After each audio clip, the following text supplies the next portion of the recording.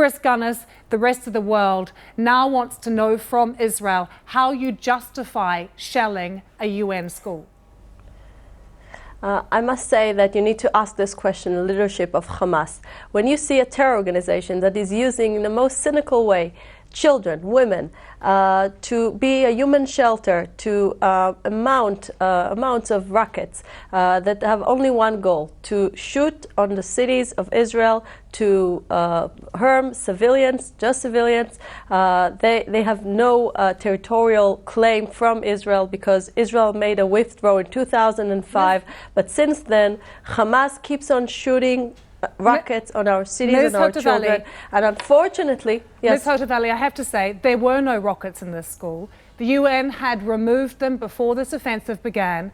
The UN told Israel 17 times of the location of this school. Israel knew there were 3,000 people sheltering there. Again, how do you justify I would like to remind you, since this military operation has started, because Hamas decided to shoot and fire Israel's cities and Israel's children, there were found thousands of rockets in Shifa, in the hospital, not in Gaza, in this particular case. UN schools, in UN schools. Ms. Hotolevy, I have to correct you. In this particular case, we spoke to the UN less than an hour ago, to the man who runs these schools. There were no rockets in that school. There was no warning given to them, and they told Israel 17 times of the location of the school and who was there.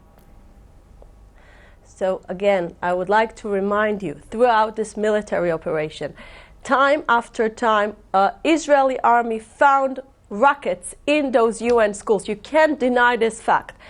Specifically, if you can say if there are mistakes that are done in a military operations, of course. Are you asking me if Israel deliberately is harming children? Definitely not. Israel is doing everything in order to prevent those harms. But unfortunately, Hamas leadership at this moment still using the civilians in Gaza in order to use those pictures you enjoy showing to the world, instead of using the army in Israel that is saying time after time to the children in Gaza, don't cooperate with these people.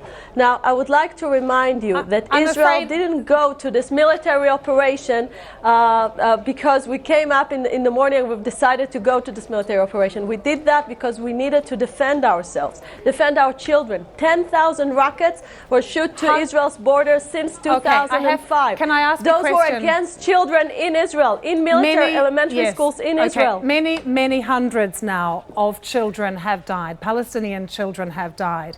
There are not many people in the international community who believe now that Israel is doing its very best not to kill civilians in what is the most densely populated part of the world. Many people are asking, and I'd like you to explain to us what the moral line is for Israel now. Where does it stop?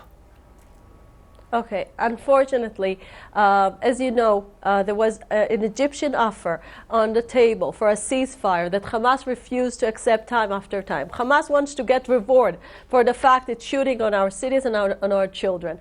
Now, I want to say that Israel can sit quietly and peacefully if it wouldn't have been Hamas, again, trying time after time to kidnap children. I would like to remind you that 3 children were kidnapped and murdered in the most cruel way by Hamas, and time after time Israel needs to defend itself. Now, no proof at the moment that the international community is offering us an offer that's going to demilitarize So Gaza. can I ask you about that? We have heard from from Hamas and we have heard from Fatah and Islamic Jihad as well that they will not accept any ceasefire offer unless we see a lifting of the siege of Gaza.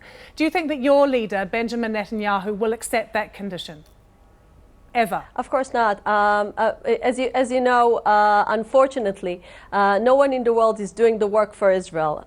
If it wouldn't have been our soldiers that now cleaning Gaza from the terror tunnels, so those tunnels that were supposed to be outside of Israel as part of elementary schools, kindergartens. If you see Benjamin Netanyahu says he will not accept this, when do you think this will come to an end? How long will this go on for?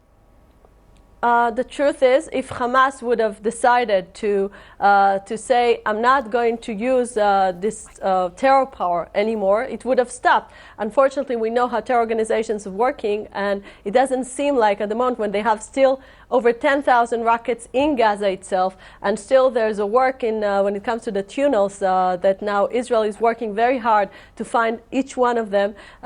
We still need to work on it, and unfortunately no one in the international community can promise us that the day after the ceasefire we won't have rockets on our cities again. I would like to offer you to come to the south side of Israel, to Tel Aviv, to Jerusalem. Sirens are sound here day after day, and everyone needs to be in shelters. This is not a daily life in a normal country. A normal country goes to defend on our cities.